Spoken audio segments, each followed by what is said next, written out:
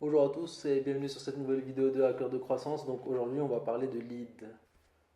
Alors, les leads, vous en avez certainement déjà entendu parler, donc c'est un terme qui est de plus en plus utilisé dernièrement. Il y a quelques années on parlait beaucoup plus de ventes, de sales et aujourd'hui on parle beaucoup plus de leads generation, génération de leads, tout simplement, acquérir des leads. Et donc j'ai voulu faire une vidéo sur ça, expliquer en quoi ça consiste. Je sais que ça peut paraître basique pour certains d'entre vous, mais je suis sûr qu'il y en a pas mal à qui ça pourra servir. On a tous été à un moment ou à un autre, on est tous passés par un moment où on ne savait pas ce que voulait dire un lead tout simplement. Je fais une vidéo dessus et ça amènera un petit peu la vidéo de demain en fait. Tout est parti de là, je voulais faire une vidéo sur autre chose. Puis je me suis dit qu'il fallait quand même que j'explique un petit peu les bases, parce que c'est quelque chose qu'on me reproche souvent de sauter les étapes et de penser que tout le monde connaît déjà ce dont je parle. C'est pas toujours le cas. Donc aujourd'hui, je vais essayer tout simplement d'expliquer grosso modo ce que c'est. Donc un lead c'est un prospect. C'est l'étape juste avant le client. C'est-à-dire on a les informations de quelqu'un, les informations de contact de quelqu'un qui est susceptible d'être intéressé par notre produit.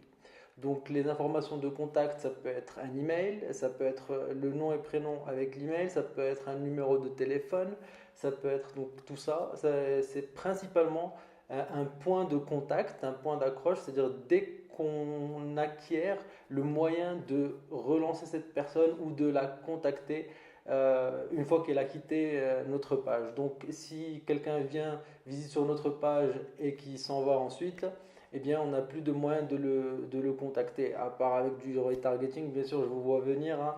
Donc ça, le retargeting, j'en parlerai dans une autre vidéo. Mais a priori, jusqu'à l'invention du retargeting, on va dire ça comme ça, eh bien, une fois que la personne quittait notre page, il n'y avait plus de moyen de la recontacter. Or, si elle avait rempli un formulaire et donc laissé ses informations de contact, eh bien là, on a tout le temps de la relancer et de lui proposer d'autres choses, d'essayer de la convaincre, d'essayer de la faire revenir sur notre site. Et donc, si elle nous avait laissé son nom, prénom et surtout son email ou son numéro de téléphone, donc des moyens de contact concrets, donc là, on peut dire qu'on a acquéri un lead. Donc pour les exemples, c'est très simple, hein, on a tous été le lead de quelqu'un, pour le dire d'une certaine façon. Des exemples très courants auxquels je pense, typiquement quand vous allez à l'aéroport et que vous essayez de vous connecter au Wi-Fi, mais qui vous oblige à vous inscrire en renseignant votre nom, prénom, adresse email. Donc typiquement là, c'est un cas où ils ont récupéré votre lead pour essayer de vous relancer après pour essayer de vous emailer des promotions, des informations par rapport à l'aéroport ou par rapport à quelconque produit qu'ils essaient de vous vendre. La même chose se passe quand vous allez faire un check-in à un hôtel par exemple. Imaginons vous n'êtes pas passé par Booking, vous vous rendez directement donc à pied, vous rentrez dans un hôtel, vous voulez faire le check-in. A priori, bon, des fois, ils vous demandent que votre passeport, donc pour noter votre nom, prénom, vos informations et vous donne la clé et au revoir, mais de plus en plus on se rend compte, et bien tout simplement que ils vous donnent une fiche qui contient le champ email, donc ils essaient de récupérer votre email pour plus tard essayer de vous envoyer des promos sur leurs produits, donc sur l'hôtel dans ce cas précis, pour essayer de vous faire revenir. Le dernier exemple que je voulais donner, c'est typiquement si vous avez été sur des sites de software, de produits en SaaS par exemple, et que vous essayez de voir la démo du produit tout simplement, c'est de voir, il y a beaucoup de sites qui ont des vidéos de démonstration directement quand vous arrivez sur la page, et il y en a d'autres qui vont vous demander de remplir un formulaire pour programmer une démonstration. C'est généralement l'objectif de ce truc-là. Ils savent très bien que si vous prenez la peine de remplir le formulaire et donc de laisser vos coordonnées, eh bien, vous êtes potentiellement intéressé par leurs produits. Je trouve ça très chiant personnellement et je pense que vous aussi. Mais bon, s'ils le font, c'est qu'ils ont dû split tester et trouver que c'était plus intéressant pour eux sur le long terme, en termes de conversion, de ne pas vous montrer le produit et d'avoir vos infos avant tout, avant de vous montrer la vidéo ou carrément d'organiser une démonstration en live. C'est aussi pour ça qu'ils le font, c'est que c'est pour après vous appeler directement par téléphone et faire la démonstration en temps réel. Donc ça c'est plus pour les produits un petit peu high-end, un petit peu plus chers, mais ça reste de la génération de leads.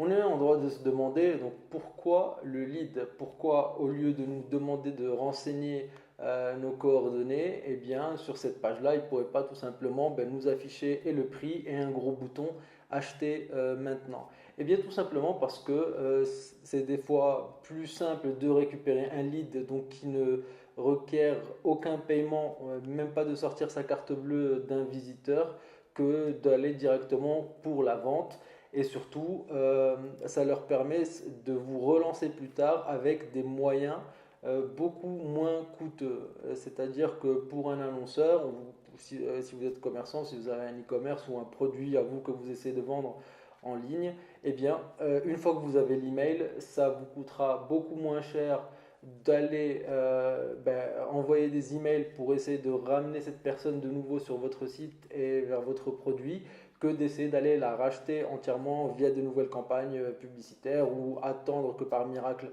elle revienne via du SEO ou des choses comme ça. Donc typiquement ça donne un moyen facile. Une fois qu'on a le numéro de téléphone, il y a des sociétés qui ont des call centers en place, donc qui vous appellent directement pour vous essayer de vous vendre le produit.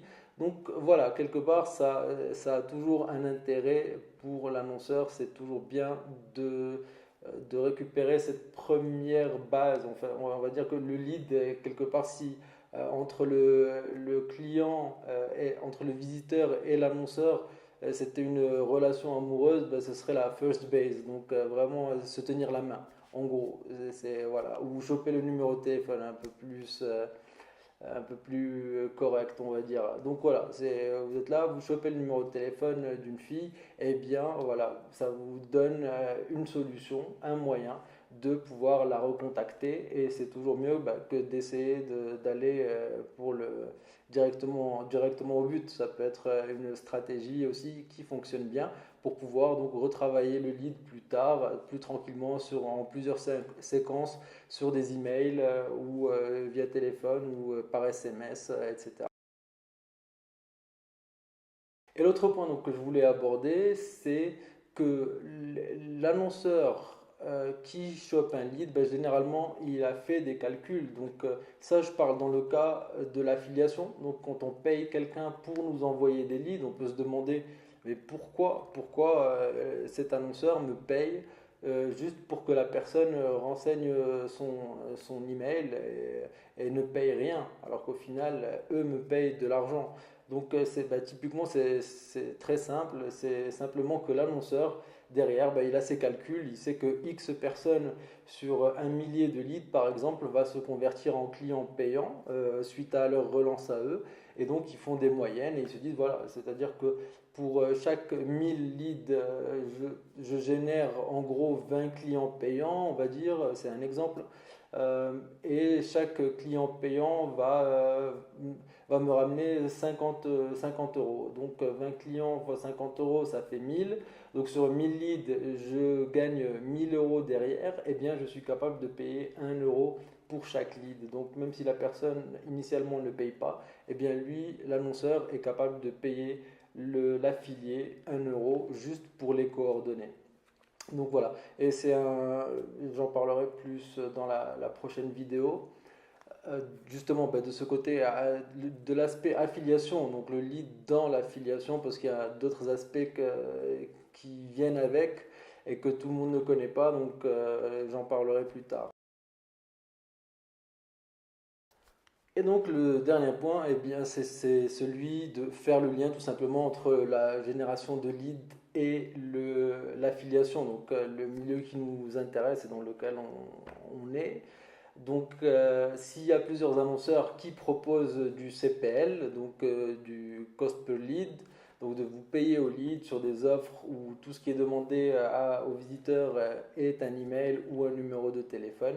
Eh bien, c'est tout simplement parce que, comme je le disais, pour eux, mathématiquement, ils s'en sortent. Alors évidemment, c'est pas sans engendrer quelques problèmes, notamment en termes de qualité, en termes de rentabilité, puisque eux prennent un risque. Évidemment, l'exemple que j'ai donné des 1 euro par lead et que ça leur rapporte 1000 euros sur les 1000 leads, c'est une moyenne et c'est un exemple de toute façon. Et l'annonceur, tout ce qu'il peut avoir, c'est une moyenne. Les résultats vont changer d'un affilié à l'autre.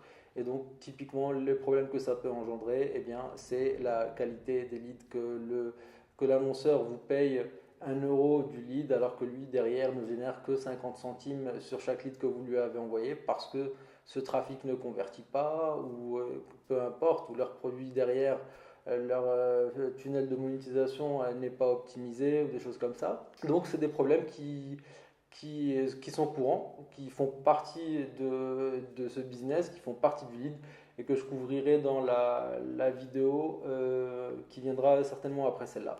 Donc tout est parti de là en fait, de la qualité des leads justement, d'une discussion que j'avais sur Skype avec quelqu'un et je me suis rendu compte que tout le monde ne savait pas, ne connaissait pas ce concept de la qualité des leads, des caps, etc. Donc je vais en parler dans la prochaine vidéo. La vidéo touche à sa fin, je vois que je suis déjà à 14 minutes. Bon, il y aura l'édition après, donc elle sera un peu plus courte. J'arrive décidément pas à faire plus court que 10 minutes en tout cas. Donc voilà, ben, écoutez, je vous remercie d'avoir regardé la vidéo. Comme d'habitude, si vous avez des questions, n'hésitez pas, que ce soit dans les commentaires, si vous regardez sur YouTube ou sur le forum. Si vous n'êtes pas inscrit au forum, eh bien, le lien est dans la description de la vidéo. On parle de web marketing, de growth hacking, de leads, comme vous pouvez le voir, de conversion, de landing page, de trafic, etc., etc. Eh bien, moi, il est l'heure d'aller manger et je vous dis à plus tard. Ciao, ciao.